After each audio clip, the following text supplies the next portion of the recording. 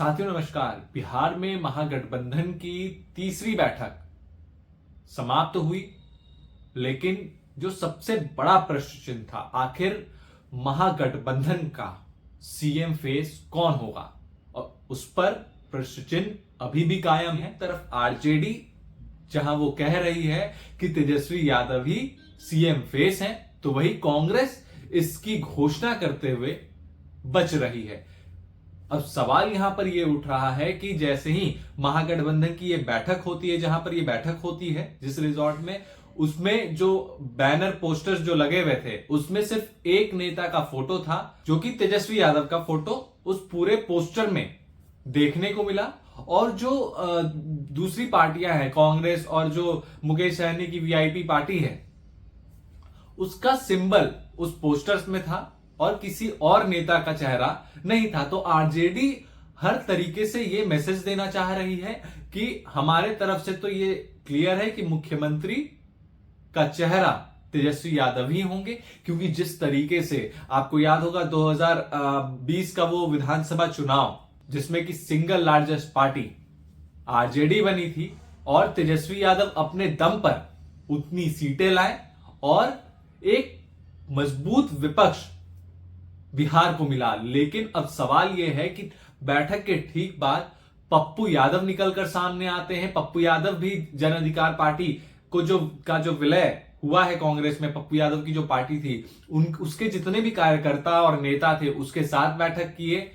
उनके साथ बैठक करके तमाम उनसे समर्थन लेने की कोशिश की कि जितने भी कार्यकर्ता और नेता हैं, कि कांग्रेस को अब मजबूत और किया जाए। और उसके बाद जो प्रेस कॉन्फ्रेंस पप्पू यादव द्वारा किया गया, उसमें पप्पू यादव ने यह साफ कर दिया कि कांग्रेस को 100 सीटों पर लड़ना चाहिए, क्योंकि कांग्रेस एक उम्मीद है, अभी के समय की एक बहुत बड़ी उम्मीद है। लेकिन सवाल ये कि क्या कांग्रेस में अभी दो नेता हैं, एक पप्पू यादव और एक कन्हैया कुमार, कांग्रेस किसको आगे बढ़ाएगी, कांग्रेस को किस पर भरोसा होगा, यह एक बहुत बड़ा सवाल है। और सबसे बड़ा सवाल सीट बंटवारे को लेकर फंस जाता है, क्योंकि एक तरफ जहां पप्पू यादव है वो 100 सीटों की मांग कर रहे हैं, वहीं तेजस्वी यादव जो आरजेडी जो पार्टी है वो मैक्सिमम सीटों पर चुनाव लड़ना चाह रही है। तो वहीं जो मुकेश सहनी है वो 50 से 60 सीटों की मांग कर रहे हैं।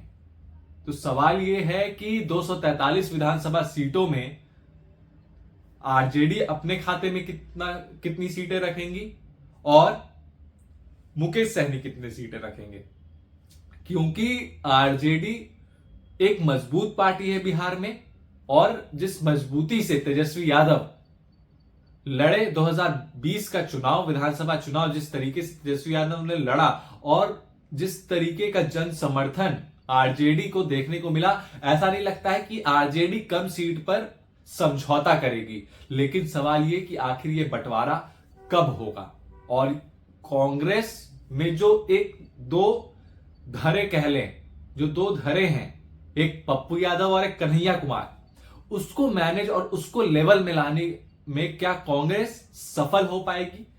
क्योंकि अब कहा यह जा रहा है कि जो जन अधिकार पार्टी के जितने भी कार्यकर्ता हैं, जब उनका समर्थन कांग्रेस को मिलेगा, जब औपचारिक रूप से जितने भी सारे कार्यकर्ता हैं वो जब कांग्रेस ज्वाइन करेंगे, तो एक बड़ी रैली का आयोजन किया जाना है पप्पू यादव द्वारा, जिसमें कि राहुल गांधी और प्रियंका गांधी भी उस रैली में शामिल होंगे।